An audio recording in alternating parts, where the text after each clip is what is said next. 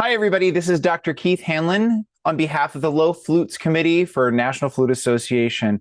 I'm here interviewing composer Erin Spencer. Erin Hello. was awarded the commission for the call for proposals for the Low Flutes Committee, and we're here to talk to her and get to know her a little bit today with a premiere coming up at NFA. So welcome, Erin. Thank you for having me. Oh, it's my pleasure. It's always good to see you. Erin and I have known each other for a while now, so this is like old home for us. So I'm gonna get right into some questions that I got handed to me that we'll get Erin to we'll torture her a bit and get her to answer some of these questions. So Erin, give us a little bit of your background. Like, who are you? Sure. So I grew up in Colorado and went to the University of Missouri for music education and then got my master's in flute performance. And I always loved arranging music. Like since middle school, I would take my piano books for like Pirates of the Caribbean or whatever I was enjoying playing for that moment and arrange them for band. But I always felt like I couldn't compose. And my senior year of high school, I did a music class at school where we were required to compose three pieces. And it was such a battle for me to do it. Like, I did get through it, but it was really difficult for me to do. So I always had this mental block that I couldn't compose. And then Stephanie Sue Pearl with Flute Play in Canada, she knew of my arrangements and asked me to compose some things for the Little Flute magazine. So that was like, it felt like my first dabbling in composition, even though I had done those high school ones. And then after the Club Q shooting here in Colorado Springs, I knew that I needed to write something in memory of that event as a queer composer living here in Colorado Springs. And that has totally shifted my focus of my career much more towards composing than it was before. Wonderful. So here's one of the fun questions. It's always enjoyable to hear the backstory. When did you attend your first NFA convention? And do you have any fond memories or memories that have influenced your career? Yeah, so Salt Lake City was my first convention, and I absolutely wish that I had gone before. I think that I would have loved to go during college and everything, but I just didn't really know what it was or what it was all about. I mean, I knew it was flutes, but I didn't know how big it was. And I always love being in any community of like-minded people who all love the same thing. Like obviously there are disagreements at NFA, but it's everybody who's there is there because we love the flute, and it's so fun to be with people that you can talk about the nerdy things that we all care about each other, that we all care about with each other.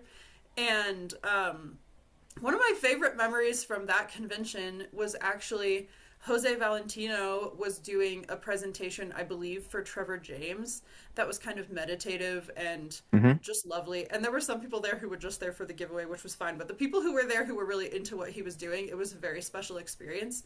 And anyway, that was lovely. But since then, playing with the LGBTQ flute choir is the best thing in the world. Absolutely. So the next two questions kind of you've sort of touched on already, but how did you get into composing and who were the teachers that influenced you, as well as when did you start composing for flute ensemble? So you want to touch a little bit deeper into that? Sure. Yeah, absolutely. Somewhere Bluebirds Fly, my piece that I wrote in memory of the Club Q shooting, was the thing that made me get more into composing. I didn't, when I was writing it, I didn't know if I could do it, and I didn't know if it was good while I was writing it. I knew that there was a lot of symbolism and meaning that I was putting into the piece, but the symbolism and meaning doesn't matter if it doesn't sound good and evoke the emotions that I wanted it to evoke. So I just didn't have enough experience composing to know if it was going to be effective. So then my flute choir here in Colorado Springs premiered it, and that premiere was very well received and it was lovely. And then Vincenzo Volpe, just like the best person ever, love him so much, was very kind to program it immediately on the LGBTQ flute choir for the Phoenix convention, I believe. Hmm. And that's when we had the gala concert where we had the lobby concert for the pre gala, and it was standing room only. It was You couldn't even get posted through the for, door. and yeah, it was incredible. And the response to Somewhere Bluebirds Fly has really shown me that people want my voice in composing for flute ensemble, and that I'm bringing something to the table that is meaningful and making an impact, and that's really special. As far as teachers who've inspired me, my college professor and during my master's was Alice Dade, who I Mhm. absolutely adore. And she absolutely very much encouraged my arranging at that point, and we performed a couple of my arrangements in the Mizzou flute choir. And then for my master's degree, I was the flutist for the University of Missouri New Music Ensemble with Dr. Stefan Freund, who is the cellist for the wonderful new music ensemble Alarm Will Sound. So I performed so many premieres and got to give feedback to a lot of composers during my master's degree, which I think was very influential. And now I take composition lessons from him, from Dr. Stefan Freund. Oh, very, very cool. Yeah, Very, but very as cool. far as composing for flute ensemble, that's kind of always what I've done. Very recently, I did a band version of Somewhere Bluebirds Fly and an orchestra version, but I haven't really like originally composed for those ensembles yet, but Mhm. I'd like to. Yeah. Somewhere Bluebirds Fly, it was very well received here as well. Thank you. I'm so glad. So let's dig into your creative process because we all want to know how your brain works. So first question, when you begin a new composition, what usually comes first for you? The sound, the world, a visual image, a structural idea? Yeah, great questions. I make a graphic score first, or like a rough layout for every piece I write. I really don't feel strong or confident at just writing things that sound good. I like to have meaning and a story and an outline before I start writing. And then once I know what meaning I want to convey, it's not nearly as difficult to come up with the music and the motives that would convey that. So, like for the piece we're going to talk about a little bit later. Oh, is it going to blur it? Oh, it's gonna blur it. Oh, rude. Here, let me see if I can turn off that. There we go. There you go. So, this is the graphic score for Totality, my piece that is being premiered by the NFA Low Flutes Committee. So, we have a section that represents the sun, and then a section that represents the moon, and then it goes back to the sun, but the moon theme overtakes it, and then we get to the totality of the eclipse, and then it fades away. But if you can see here, there's a little bit of some other color here in the sun theme at the end, Mhm. because the way that we see the sun has changed effectively. So I make a graphic score for everything and do a lot of brainstorming of what I want the different themes to be like. And the graphic scores for each piece can be completely different, but I've written very short, like 1 to 2 minute pieces with just the musical sounds and not an external meaning. But Beta Quartet, so lovely of them, they described me Mhm. as a narrative driven composer, and I was like, thank you for giving me the words to describe myself. Yeah, yeah, I think that's pretty accurate. That's great. Um, so here's another question. How do you approach extended technique in your pieces? Great question. I remember at my first NFA, I went to a workshop with Nicole Chamberlain and Daniel Dorff and a couple other people about writing and publishing music for flutes. And I loved playing extended techniques, but I hadn't really incorporated them into my music yet. So I asked Nicole Chamberlain about that. And her advice was to write the piece first and then go back through and see which spots would benefit from extended techniques. And I have used that strategy a few times, but now recently I have found that I really have a sense for the moments that call for another color or a higher level of intensity. Flute is not that intense of an instrument. It's really not. So the ability to add flutter tonguing and singing and playing, those tend to be the techniques that I incorporate the most. And I do use a little bit of beatboxing when I want a more percussive effect. But it's really for me when I'm incorporating extended techniques about thinking about the color and the intensity and the emotion that I want for that section. And then pulling from the beautiful palette of sounds of extended techniques that we have available to us. I also really love to include stomping. Yeah. Um, there's some stomps in Totality, there's some stomps in Borrowed Earth, and I think that's a really aggressive type of sound that the flute can't make. But I think that as a composer, we should think about all the sounds that are available to us, which includes pencils on music stands, potentially, right? Like, I know that's kind of a middle school vibe, but it could still be cool. Stomping, singing without the instrument. So I think we can be really creative. Yeah, otherwise it can very much sound like a calliope versus something with a lot of texture. Yeah. So Yeah, absolutely. Wonderful. So, next question. When you're composing, do you ever use your keyboard when creating, or what other tools do you utilize? Absolutely. My spouse actually asked for this MIDI keyboard for Christmas one year because they also like to make music. And it's really become my MIDI keyboard. But I use this for sure. It's very useful. I'm not that great at figuring stuff out by ear or knowing if I hear something in my head, I don't necessarily know what kind of chord that is. So I use this a lot to help figure out what I'm hearing in my head, what that actually is. And it makes note entry a lot faster too. I use Dorico. I know a lot of people are really scared to switch to Dorico, but I am obsessed with it. I love it so much more than Finale, and I used Finale for like 20 years probably. So Dorico's been really wonderful. I do also like to compose at the actual piano because the MIDI keyboard is not as big as an actual piano, and sometimes I get annoyed that I can't reach my hands as far out on that keyboard as I want to get the sounds. Also, in my arsenal of tools, I've purchased some better flute sounds that I really love. I believe it's the UVW flute pack. I don't remember which company it's from, but I can control where in the room each player's sounding, including how far away they are. I can control the intonation shift with their vibrato, the dynamic shift with their vibrato, the timbre shift with their vibrato. I can control the intensity of the attacks, the like amount of air sound in it. It gives me so much flexibility, which really helps me have a better understanding of how the piece is going to sound with actual people playing it. I can even make the piccolo be randomly more out of tune than the other instruments, which is really nice. Which is, kind of a real world experience. Exactly. Yeah. I could make it sound, I could be like, is this going to sound good with a piccolo player who's out of tune? Oh, Yeah. yeah, it'll be fine. Yeah. So you're really using a lot of technology to enhance and make your job Definitely. easier. Yes. So here's a tricky question. How long does a composition take you to complete on average?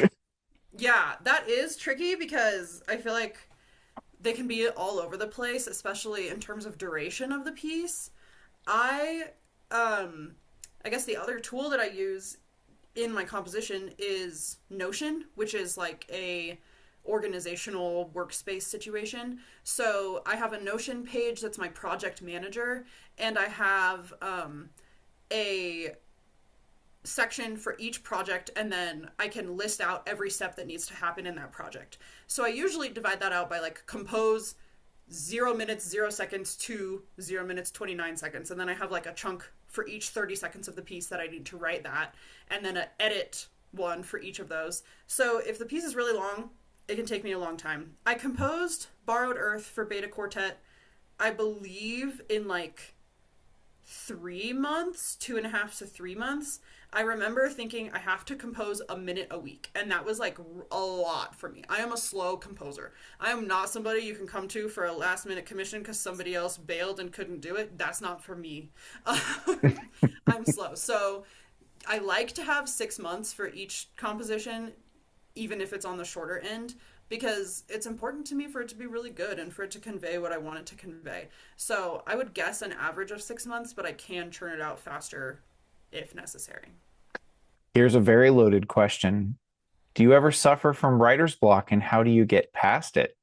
Yes, absolutely. I have suffered from writer's block quite a few times, and a lot of times it's transitions, because especially like if I have a graphic score like this, I might have some really solid ideas for the sun section and some really solid ideas for the moon section. But then how do I tie those things together and make the transition feel either natural or abrupt, depending on what you're going for, right? I think it was Stravinsky, but I could be wrong. There was a famous composer who said that if you want to write a good transition, you should change one thing at a time. So you can change the tempo and not the harmony. You can change the harmony and not the melody. You can change the rhythm and not the harmony, and just do one thing at a time. And that is a helpful idea. The other way that I get past writer's block, I love video games. And one of my favorite video game streamers is Day9, Sean Plott. And he often goes on like advice rants when people on his streams ask him for advice. And one of the things he talked about recently was how to get stuff done. And his tip, which has very much helped me, is you pick one day a week where you're allowed to evaluate what you've done. So, like, Friday is the day you're allowed to evaluate. And the other days, you just write. And it doesn't matter if it's good or bad. You can write 10 versions of the same thing. It doesn't matter. You just have to write something. Because a lot of times, I'm really hard on myself while I'm writing. And I might have an idea that's like half formed and it's not coming across the way I want it to. And it's easy to just want to be like, okay, that's not working. Let me scrap it and try something else. But the idea that I have a day to evaluate it, but it's not today, helps me form those ideas more before thinking they're bad. And then a lot of times, once I'm used to hearing it a few times, I'm like, oh yeah, this is great. Other things I use to get past writer's block is watching videos of people reacting to music that I really like. Not just listening to the music, but watching people talk about it is very helpful because that can help me pick out things that I enjoy about that music, or analyzing scores from music that I enjoy and really thinking about what's making it work and treating it as a problem solving or a puzzle issue instead of a creative issue. Great. I mean, we're musicians. We're hard on ourselves. We like to beat ourselves up. So I Absolutely. think that's a process that can be applied to a lot of different aspects of music. Yeah. So I love this question. What do you hope flutists discover when they rehearse and perform your music? Ooh, I love that question. What do I hope flutists discover or learn when they're practicing my music? I hope that they can find their own personal meaning in what I've written, because I do put a lot of my own thoughts and symbolism and intention into it, but I also firmly believe that composers are not like some people really treat composers like we're divine and like almost religious with the way that they want to adhere to exactly what the composer wrote.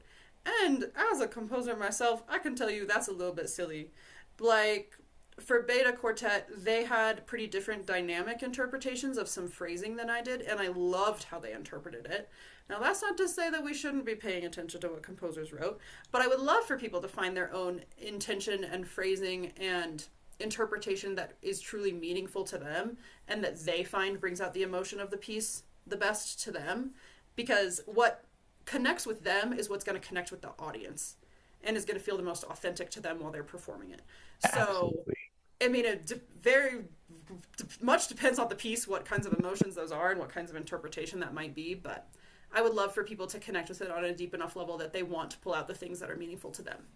Excellent. Excellent. Great. So let's shift a little bit to the main purpose of here is to talk about this premiere. So let's talk a little bit about Totality. I have some questions about that. So how did you come up with the idea for Totality?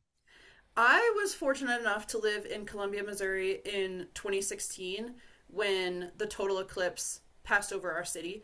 I don't think that I ever would have known or been excited enough about it to travel somewhere to see a total eclipse, but that experience was absolutely incredible and really difficult to convey through words. The birds stop chirping when the sun goes away. The bugs start making noise because it really feels like nighttime. Mhm. The temperature drops dramatically, and it's this really intense primal feeling of awe and terror. And so then when I found out there was going to be another solar eclipse hitting Missouri again, I believe 2024, Mhm. I pulled my kids out of school and we went to see my brother in Missouri and went to see this total eclipse. And I'm so glad we did. It's truly unable to be described by words, which is then something that I think music is perfect for. If you can't convey it through words, write music about it. That's one of the things that I think we should make music about. So I had already been wanting to write an eclipse piece for a long time, and I thought the color of the low flutes would bring a really cool color to the darker sections of that. And then so I submitted my proposal and was very fortunate enough that it was chosen. Oh yeah, yeah. We had a lot of wonderful, lot of wonderful submissions. So congratulations on being chosen. Thank you. So this, you touched on this a little bit, but at the convention in Atlanta, you shared a sketchbook of drawings you made before composing Totality Hmm. with members of the Low Flute Committee. How do those visual sketches fit into your compositional process? It really lines up. Sometimes the process of writing the music does deviate fairly significantly from what I planned, but this piece, it really fits it quite well. When I am planning it out, I'll come up with just like general ideas. So I wrote the sun theme, warm, inviting, safe, harmonic world, maybe some hints of danger. The sun keeps us safe and makes life possible and also can harm us. And then I wrote the moon theme is cold, beautiful, mysterious.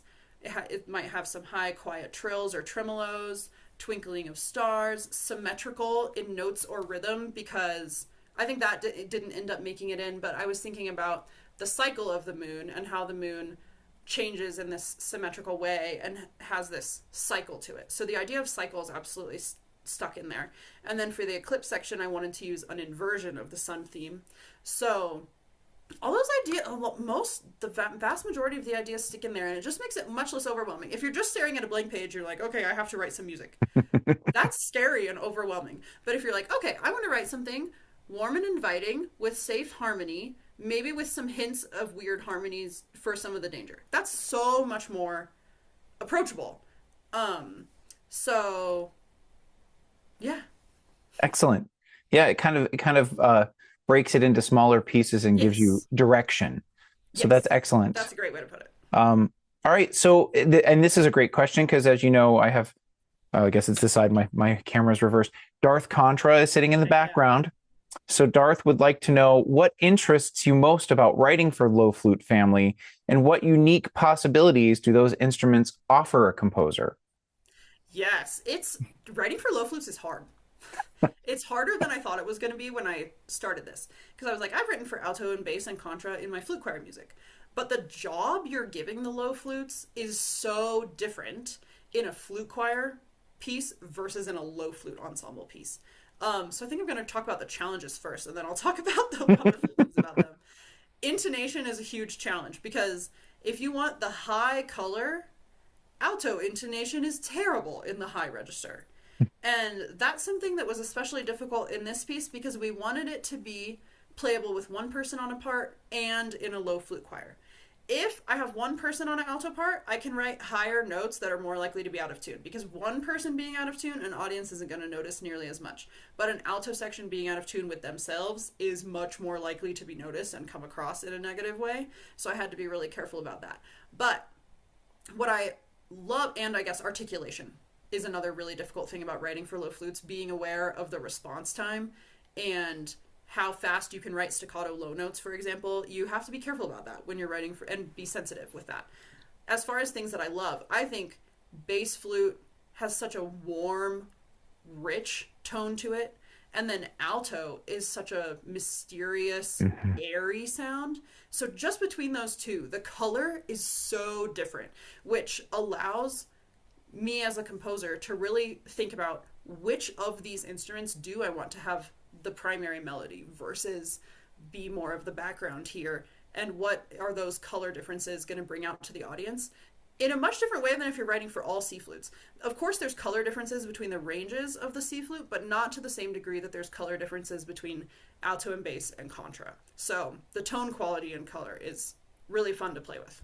Wonderful. What advice would you give composers who are interested in writing for flute ensemble? Don't do too many different ideas at once because it gets muddy really easily. And that's an issue that I have in pieces we play in my flute choir. When the color of a flute ensemble is so similar to one another, you really need to pare down the ideas. Like, especially if you're doing a transcription or arrangement of an orchestral thing, you do not have to include every idea. You can pick and choose and just include the most important ideas or the ideas that you find to be the most interesting and cool. Because even if the flute ensemble is working on balance, we really have to be aware of what the audience is going to perceive and making sure that the way we're writing it is helping the ensemble get the idea across to the audience that we want to, instead of just writing a bunch of stuff and trusting that the ensemble can figure it out. We can't necessarily trust the ensemble. We have to be smarter than the ensemble. That's fair. That's fair. And I now, as I've ventured into the deep depths of low flutes, understand why tuba players always got in trouble. Um, Sure. so yeah, you can't trust the low flutes at all. So with regards to totality, um, what should the audience, why should they come to the concert? What should they expect? And what was your favorite part of writing the piece that you want them to know about?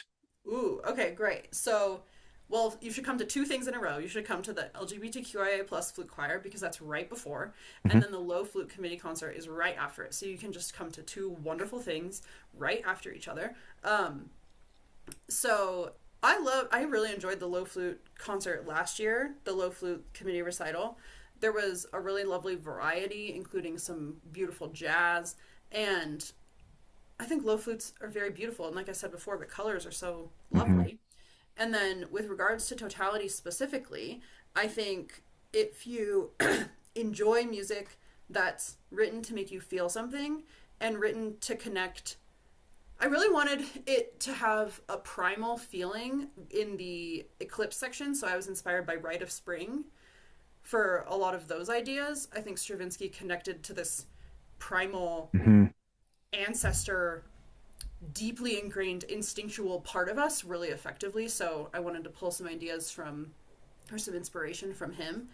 And I think that the piece is has a wonderful combination of beautiful and calm, lovely harmony with intensity and fear and like heights of emotion. So I think in its relatively short duration, it's like 5 to 6 minutes, it will take you on a journey. And I think audiences will enjoy that. Wonderful. So let's ask for some future and fun questions. So inquiring minds want to know, when you're listening purely for enjoyment, what music do you listen to? If I'm listening purely for enjoyment, I listen to a lot of Chapel Roan and a lot of Die Freyr recently. He's a musician from Iceland that my husband really enjoys, and he has a new album, and we're going to go see him in October. So I'm listening to him a lot recently. But then, as far as more instrumental or classical music, my absolute favorite that is like on the top of my Spotify many years in a row now is the jazz musician Hiromi has a very underrated album in my opinion, where it's jazz piano and string quartet, and it's called, one of the pieces is called Silver Linings. Let me just double check I'm getting the name of the album right. I know she wrote a four movement piece inspired by COVID that I think is just absolutely stunning. I'm pretty sure it's called Silver Linings. Silver Lining Suite. So I absolutely love Silver Lining Suite. I also recently have been listening to a lot of choral music. Hans Bridger Heroud is a composer that I went to college with, and he writes a lot of wonderful choral stuff. I'm working on a choir piece right now. And I just make playlists. I often make a playlist of inspiration for each piece I'm writing and listen to that a lot while I'm writing it. And then when I'm working on the next piece, I'll move on to the next playlist, and I listen to those a lot. I also love musicals. I love Maybe Happy Ending. That's the most recent one that I've been really listening to a lot. Wonderful. Do you have any advice for anybody who wants to incorporate composition into their career? You just have to do it. Like everybody that I tell I'm a composer, they're like, I could never do that. And I'm like, well, that's what I said too. So your advice is just do it.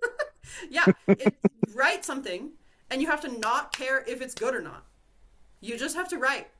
And then the more you write, the more you'll find the things that speak to you and feel like your voice. The other thing that has really been helpful for me, especially in dealing with writer's block too, I didn't mention this earlier, is this book, Composing with Constraints, 100 Practical Exercises in Musical Composition.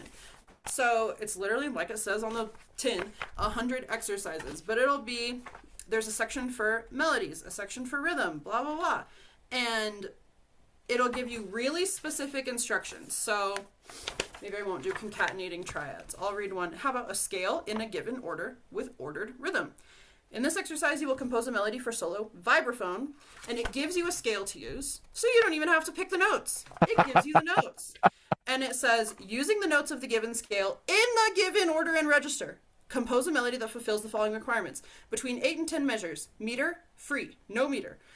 It gives you the tempo, quarter note equals 108. It gives you the instrument.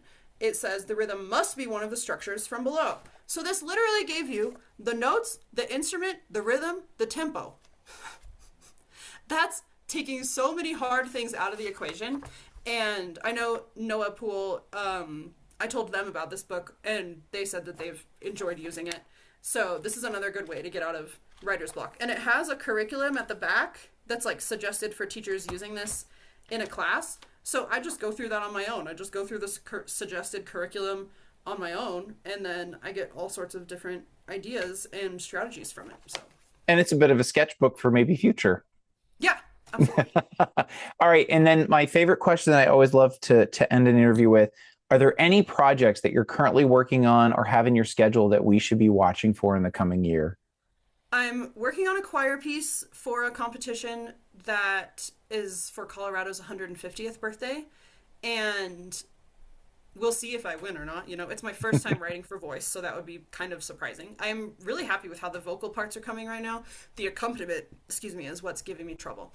And then I'm writing a piece for Woodbridge Flute Choir's 30th anniversary, which I'm excited about. That'll be out next year.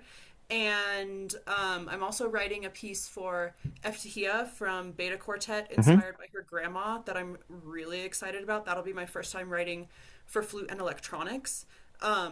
So those are going to take up a lot of my time, but I have like so many other ideas. The issue is definitely time, right? Because I also teach, I also have kids.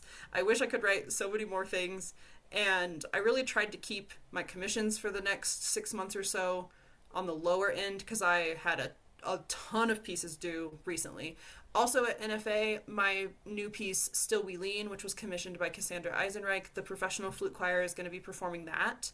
And I think my Final Fantasy medley that Dan Paraski commissioned is getting performed at NFA, and maybe my Light of the Seven from Game of Thrones as well. So I'm not sure if I have 2, 3, or 4 pieces being performed at NFA at the moment, but I love writing video game music, so I'm also gonna submit a proposal. There's a video game orchestra in Winnipeg that just like is always accepting proposals for pieces from composers to arrange for them, and I really loved the game and the music from Expedition 33. So I'm hoping to write a medley for Expedition 33 for orchestra. Very cool. Very cool. Well, Erin, thank you so much for taking time to get to so we could get to know you and promote the premiere of Totality at the Low Flutes concert at NFA, as well as, our dear friends in the LGBTQ flute choir. Like you said, it's a twofer. Go to one, stay for the second. But I look forward to seeing you, my friend, at NFA, and wish you all the best. Thanks for this morning. Appreciate it. Absolutely. I'll be looking forward to seeing you. Thank you. All right. Thank you so much.